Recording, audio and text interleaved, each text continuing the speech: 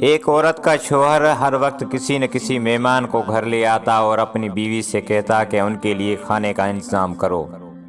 روزانہ وہ مہمان کے لیے کھانے تیار کرتی۔ آخر کار وہ روز کے معمول سے تنگ آ گئی اور ایک دن رسول پاک صلی اللہ علیہ وآلہ وسلم کے پاس گئی اور کہنے لگی، یا رسول اللہ صلی اللہ علیہ وآلہ وسلم، میرا شوہر روزانہ کسی نہ کسی مہمان کو گھر لے آتا ہے اور میں کھانے بنا کے تھک جاتی ہوں۔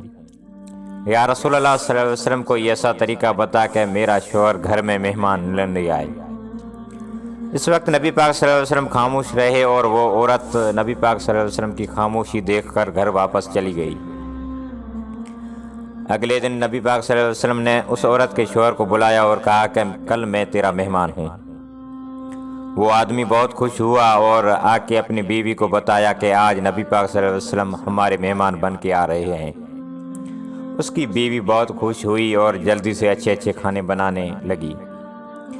جب نبی پاک صلی اللہ علیہ وسلم اس عورت کے گھر آئے تو نبی پاک صلی اللہ علیہ وسلم اس عورت کے شوہر سے کہا کہ جب میں کھانا کھا کے واپس جانے لگوں تو اپنی بیوی سے کہنا میرے گھر سے نکلنے تک میرے پیچھے دیکھتی رہے۔ اس کی بیوی نے ایسا ہی کیا۔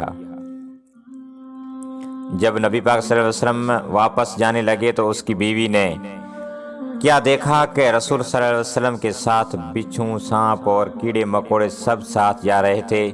وہ یہ منظر دیکھ کر بے ہوش ہو گئی۔ اگلے دن وہ پھر نبی پاک صلی اللہ علیہ وسلم کے پاس آ گئی تو نبی پاک صلی اللہ علیہ وسلم نے اس عورت کو کہا کہ مہمان اپنا نصیب خود لے آتا ہے اور جو مہمان کے لیے محنت کی جاتی ہے اس کے بدلے جب وہ واپس جاتا ہے تو اس کے ساتھ اس گھر سے سارے بلاؤں اور اس گھر کے سارے گناہ ساتھ لے جاتا ہے۔ اس لیے مہمان سے ناراض نہیں ہونا چاہیے، مہمان سے حرج نہیں ہونی چاہیے۔